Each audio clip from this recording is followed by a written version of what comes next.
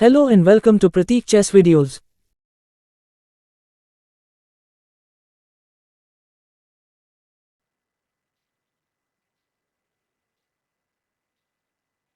Hello friends, today we are going to see the game between Tal and Suetin in the year 1969. Okay, this game is a very special game because this game features a queen sacrifice by Mikhail Tal, a rare occurring in chess, and this game's name is not bad for a dead man. Because actually it was like in that Mikhail Tal plagued very often due to his illnesses. He was very ill and he went as often to the hospital as often he went to the playing hall. He was very sick in all of his life, but still he produced some brilliant games. And in 1969 he suffered kidney problems and got his kidney removed, and there was a fake propaganda that Tal had died in that surgery, but it was fake. And thereafter winning this game, the spectators humorously remarked, not bad for a dead man. Okay, so let's start the game. The game started e4 and then it was played c5. The Sicilian defense, Mikhail Tal, has a record of crush, like no other player could crush the Sicilians with so beautiful sacrifices like Mikhail Tal did. As he played so aggressively, he crushed almost every Sicilian player he played against. Such was his resilience against the Sicilian. Knight f3, and here also he crushes it in brilliant style. e6 was played, uh, leading to the French variation d4, c into d4, knight into d4, and now a6, bishop to d3, and here actually and this is bishop d3 is the main line, and the modern variation. This black is playing the Khan variation, very annoying variation for white. And now bishop to d3, and now here on the fifth move only black plays something original, knight to e7.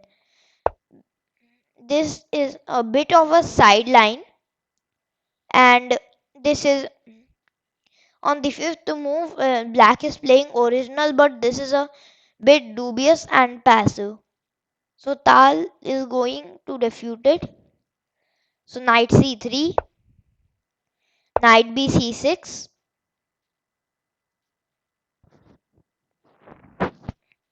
and now knight to b3. And after knight to b3, actually thing is that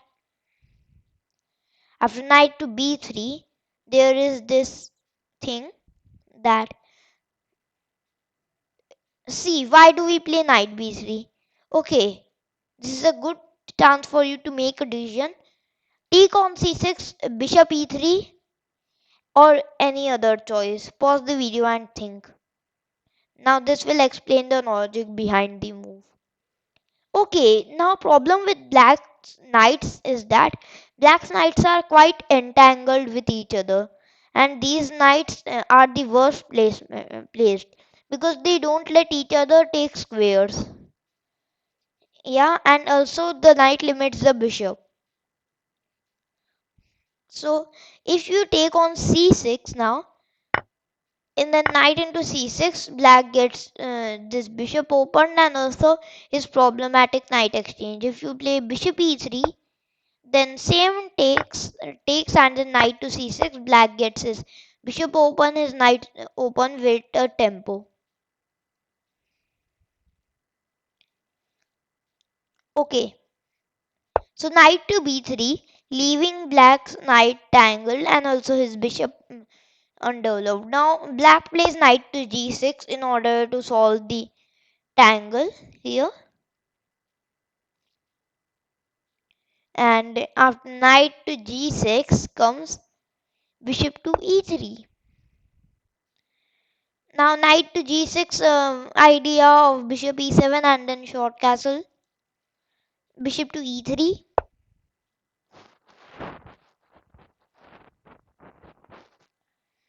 So after bishop to e3 comes b5.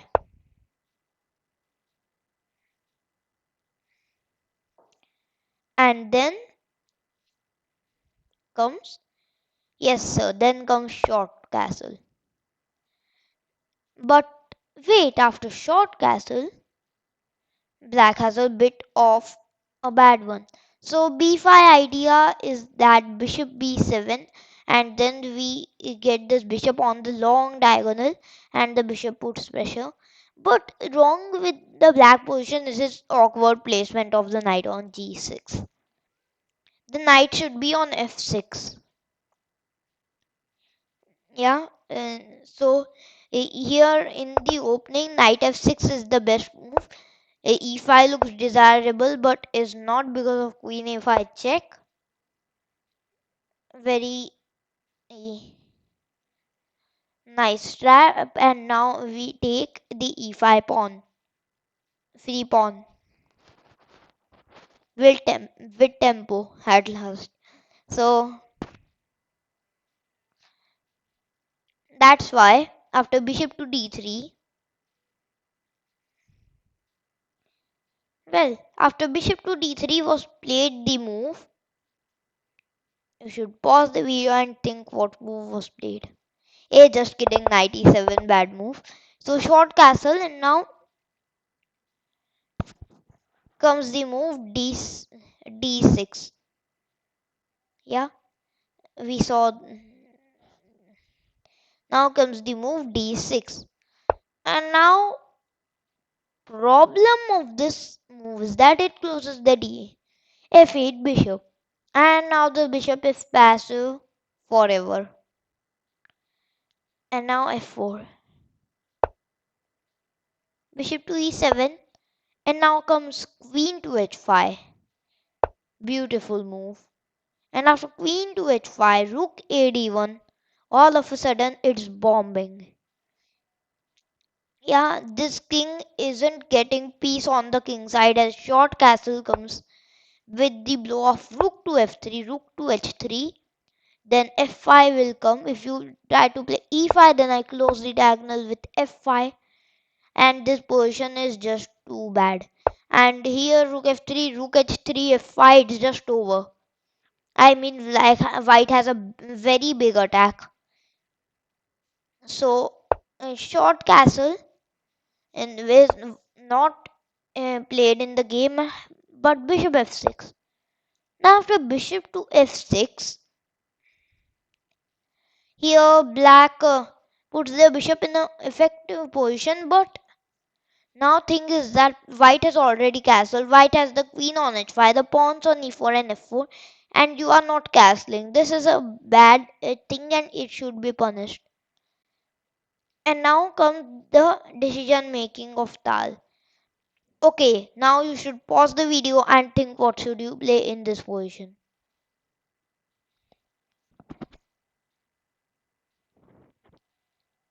Alright. Alright, so now we play the move Rook a d1.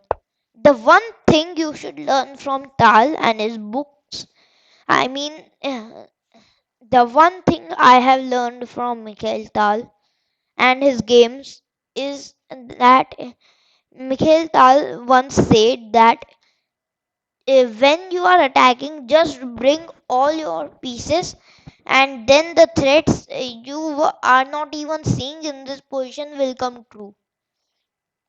Like here, there's a threat of what? You should pause the video and think. Okay, how do you know the threat? You go on engine and then clear this option, and then it shows E5 threat. If you take on E5, then there are dangerous discovers with bishop to b5, bishop to e4 due to this open d file. So this is a massive threat. And if you don't, let's say you play what could be a waiting move? Rook to b8, e5, bishop e7, e into d6 here, and now knight to e4. Now this d6 bishop is hanging, and then discovered will come, so bishop e7, and now comes knight to g5, threatening bishop into g6 discovered, and now if queen to c7, then comes knight into h7 with the threat of bishop into g6, and the discovered attacks are just too strong. That's why in this position, uh, here after takes knight e4. Here's the thing, rook d rook a d1, bishop into c3, uh, taking that dangerous knight on c3, but nothing happened. I just gained the bishop pair advantage. Oh, that's a terrible one. And when I gained the bishop pair advantage, here things are getting bad for black, because after queen to c7 comes rook to d2, and now after rook to d2, thing is that f5 is coming, and after f5 here things are getting a little twisted for black. But here thing is that the it was not really needed. I mean f5 was possible, also was knight d4 was possible, but still rook d2 just uh, a development move, typical Tal move. So knight c7, and now knight to d4, grasping the opportunity. And now, okay, now it's bad. So bishop to d7 was played, but if you take on c3, which you need to calculate if you play this move, then it plays f5, e into f5, e into f5, knight e5, and then f6. And now it's a very bad position. g6 is on the move. If you take on f6, rook into f6. Here, see this. We are a pawn down, but see this bishop. We have two bishop pairs in an open position. All pieces ready to attack. The king is in the center. This g7 pawn is no more, so black has no option of castling. Also, this f7 pawn is a weakness. Plus, this h7 pawn might fall. There's just too much compensation. Black's all pieces are lying on the ranks. The queen c3 on doing nothing. The bishop c8 doing nothing. It's just a very bad position. So bishop d7 was played in the game. f5, and now it is just lost now. E into f5 was played. E into f5, and here it may not seem such a big deal, but after knight to e5, it's the big deal. Now you should pause the video and think what should you play in this position. It's really an important moment. While f6 is a considerable move, g6 closes the king side and closes everything. But after knight to e5, there's a powerful move, knight to e6. Good move, making use of this making use of this c7 and also g7 things. So here there is very standard thing that you cannot do anything now. It's just lost. So it's just very standard that it's lost. Bishop into e6 was played, but now f into e6. And now g6, attacking the queen. Now it may seem like okay, now queen h3, let's say f into e6. No, not f into e6. We'll play f5 and no, f5 and short castle is also good, but f5 and we'll try to defend the position. But who plays such a long game? It's Tal. He will finish you in 1 second if he gets such a position. Why? Because here comes the amazing blow of, you should pause the video and think what should you play right now. Okay, e into f7 check may sound good and is good, but if you do it with a move order, it's even better. Queen into e5, amazing move. Double exclamatory mark, what a brilliant move. It's a queen sacrifice for a knight. D into e5, now e into f7 check, and it's just lost now. You can do nothing here. So black resign. King f8 is met by bishop h6 mate, and if you play king to d7, then bishop f5 check, king to c6, and then bishop e4 check, doubling checks. But now knight d5 is forced, and then bishop into d5. And now after king to d7 comes bishop into a8 check, and here after let's here in actually engine suggests king. If king e6, then comes bishop to d5 check, king to e7, bishop to g5 check, king d7, just totally obliterating. And now if you play king c8, then f8, then queen takes, and now rook to f7 is also winning, but just check here and bishop d8. So it's just totally lost after bishop into a8. So that's why black loses the game.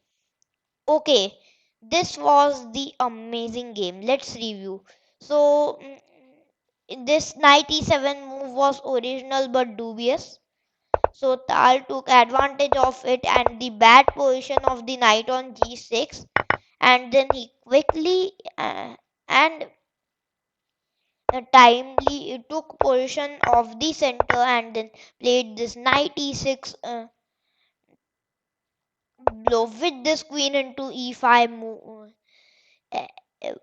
extraordinary queen sacrifice, and then bishop, and then after e into f7 check, black here black resigned. It was an amazing game by Mikhail Tal. Okay,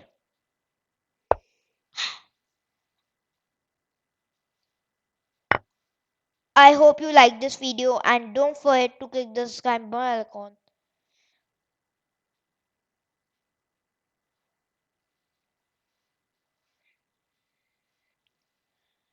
I hope you like this video and don't forget to click the subscribe button and the bell icon. Thank you.